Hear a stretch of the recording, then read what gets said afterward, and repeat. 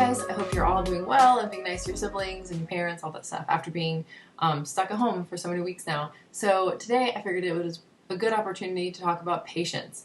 I know a couple devotions ago I told you that I'm not a very patient person. I like things to happen quickly and in my timing. You know, if I'm driving behind someone slow, I usually go around them. Or if I'm going to check out the grocery store, I like to get in the shortest line so it doesn't take so long. Right now I'm growing flowers for the first time ever. I planted them, and like 2 days later I was just like, oh, I want them to be grown. And part of the reason I just want to make sure I hadn't killed them because I don't really know what I'm doing. But another part of it is just I wanted them to be pretty and not just a pot of dirt. So this is my little flower pot right now. They're going pretty well. Actually, I picked a plant out of my grandma's flower garden and just like imported it into mine. So hopefully it grows. And if it doesn't and it dies, I'm just not going to tell her that I took it.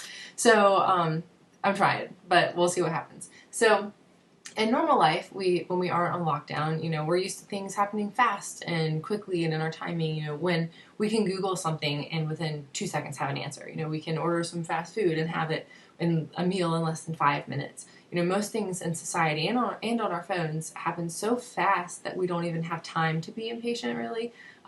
Right now, we're stuck and we have to be patient, even if we don't want to be patient, even if we're terrible at being patient. We don't really have a choice. We need to be patient.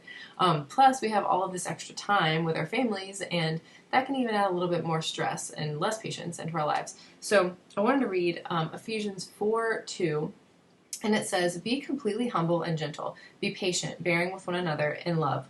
So God, people, first of all, especially our families right now, should be able to see how we're being humble and gentle and patient in everything we're doing, you know, which is hard because they, our parents and siblings and just family, know how to push our buttons, and we don't always treat our family the best. You know, God, He created us to be in relationships with people all around us, and sometimes those relationships involve people that are hard to be patient with, you know, friends, parents, siblings, neighbors, people at the grocery store, all kinds of people. But God, He's calling us to be like Him, and He's definitely the most patient because He's patient with us all the time. So the last part of that verse, it says to bear with one another in love. And we need to love our families and the people around us. You know, we're on the same team as them, and we should work together for the same goal. We need to be patient with them and everyone around us, and to treat everyone with respect and with kindness. This will change the entire atmosphere of your home if you really do that. Another verse I wanted to read is Proverbs 15:18, and it says, "A hot-tempered person stirs up conflict, but the one who is patient calms a quarrel." So while we're at home with our families and not able to leave, you know, patience is a super important trait to have.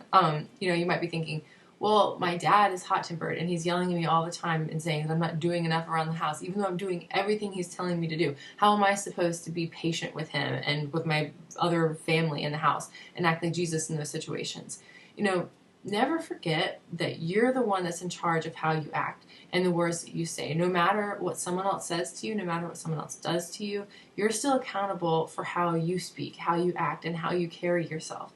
You know, I'm sorry if you have a tough relationship with one of your parents or someone in your family, but you can control yourself even if you can't control the other person. You know, ask God to give you patience and strength in those moments when you just want to go off on them, when you just want to tell them exactly how you feel, which might not be the best idea. Sometimes we just have to swallow our pride and say something like, "I'm sorry, I'll try harder next time," instead of yelling back or getting an attitude and storming out of the room. You know, if it's an adult that you're talking to, ask them if you can just go to your room for a couple of minutes or go to the backyard just to cool off so you're not spouting off and saying something you're going to regret later. Showing respect in times of high tension can help to bring kind of like a calmness back to the situation. No matter what our different situations are at home right now, we need to make sure that we stay patient. You know, being impatient and frustrated only brings more frustration and tension to the family and to your house. You know, take some time for yourself and go on a walk, go for a run, just cool off. You know, talk to God about what's going on. Tell Him exactly how you feel. You know, read your Bible and ask Him to show you something that can help you to kind of change your mindset. Remember that we're on the same team as our family.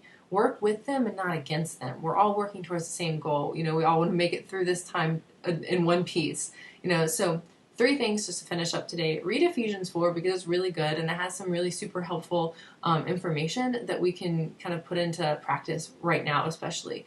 Hug your siblings or a pet if you are an only child. And as always, wash your hands. I hope you guys have a good rest of your week, and I'll see y'all later.